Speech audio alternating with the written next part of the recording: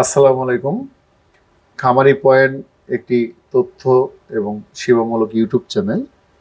আমরা কিন্তু গবাদি প্রাণীর সেবার লক্ষ্যে কিন্তু দেশের বিভিন্ন প্রান্তে, বিভিন্ন গ্রামে, বিভিন্ন খামারে আমরা ছুটে বেড়াই। আমরা বিভিন্ন রোগ সম্পর্কে খামারিদেরকে সচেতনমূলক যে পোস্ট বা যে ভিডিও, সেগুলোই আমরা দেখানোর চেষ্টা করি। একটি প্রান্তিক খামারের কিন্তু অনেক স্বপ্ন থাকে। যারা বিশেষ করে গাভী পালেন, তাদের স্বপ্ন হচ্ছে একটি বাচ্চা এবং তার গরুর যে দুধ হবে সেটা বিক্রি করে আর্থিক লাভবান হওয়া। কিন্তু একটি গরু, যেরকম এই গরুটির যে মূল্য, যদি তার ওলান নষ্ট হয়ে থাকে তাহলে পরে কিন্তু সেই গরুটির দাম কিন্তু অর্ধেক হয়ে যায়। ধরেন এই গরুটির দাম 2 লক্ষ টাকা, যদি বার্ড বা ওলান নষ্ট হয় তাহলে এই গরুর দাম 1 লাখ টাকা। তার মানে শুধু এই ওলানের দামই 1 লাখ টাকা। তো দর্শকবৃন্দ, আমরা যেটা আপনাদেরকে বলবো যে উনি হাট থেকে গরু কিনেছে, এই খামারি কিন্তু হাট থেকে গরু কিনেছে।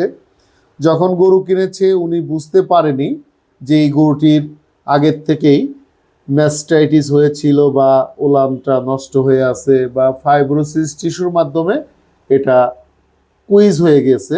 উনি কিনেছে পাকা কাঁঠাল, আমরা যেরকম বাজার থেকে কিনি, বোঝা যায় না যে রুয়া কেমন।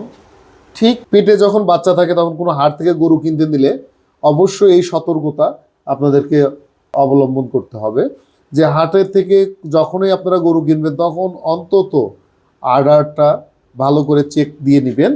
কারণ যদি আডারের ভিতর যদি বালিশের মতো নরম না থাকে, যদি শক্ত থাকে, অনেক শক্ত থাকে, টিভি দিলে দাববে না, তাহলে বুঝতে হবে যে সেইখানে ঝামেলা আছে।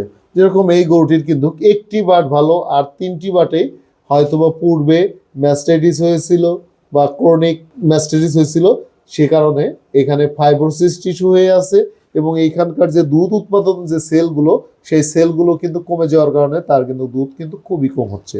মানে জাস্ট 1-2 বার টান দিলে দুধ আসবে, তারপরে আর আসবে না। তার মানে যে এই পুরা আডার যে আছে সেই আডারে ফাইব্রোসিস টিস্যু হয়ে এবং এখানে যে সেলগুলো আছে, যে সেলের মাধ্যমে দুধ উৎপাদন হয়, সে সেলগুলো কিন্তু অটোমেটিক ড্যামেজ হয়ে গেছে। তাই আমরা প্রত্যেকটা খামারিকেই বলবো যে আপনারা যে কোনো সম্পদ বা যে কোনো প্রাণী গরু কেনার আগে, বিশেষ করে গাভী গরু কেনার আগে সতর্কতার সহিত আপনারা অবশ্যই আর্ডারটা চেক দিয়ে নেবেন। এবং যদি প্রয়োজন হয় ভালো পরিচিত মানুষের কাছ থেকে গরু কিনবেন, হাটের থেকে গরু কেনার আমি পক্ষপাতী না।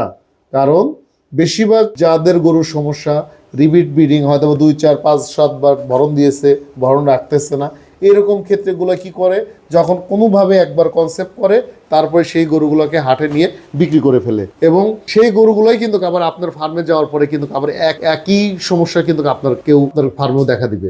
কারণ হচ্ছে রিপিট ব্লিডিং গরুগুলো যেগুলো বারবার হিট আসে বা ভরণ রাখে না, সেগুলো কিন্তু অনেক প্রবলেম থাকে। বিশেষ করে ওভারির প্রবলেম থাকতে পারে, তার ঘাটতির কারণে অন্যান্য প্রবলেম থাকতে পারে, তার হরমোনাল ডিফিসিয়েন্সি হতে পারে। এই ধরনের ক্ষেত্রে কিন্তু খুব ক্রিটিক্যাল হয়ে যায় এবং এটা কিন্তু খামারের অনেক বেশি লস হয়। তাই আমি প্রত্যেকটা খামারিকে বলবো যে আপনারা সচেতন হন এবং আপনারা দেখে শুনে সবগুলো গরু ক্রয় করবেন। প্রিয় দর্শক বন্ধু, যদি আমাদের চ্যানেলটি ভালো লাগে থাকে তাহলে অবশ্যই সাবস্ক্রাইব করবেন, কমেন্টস, লাইক, শেয়ার করে আপনাদের যে কোনো সেবার প্রয়োজন হলে আমাদের যে নাম্বারটি দেওয়া আছে সেখানে যোগাযোগ করতে পারেন। আজকের পর্ব এই পর্যন্তই। যে কোনো সমস্যার সম্মুখীন হলে আমাদেরকে নক করুন, আমরা আছি সর্বদাই আপনাদের সেবায়। ধন্যবাদ, সবাই ভালো থাকবেন।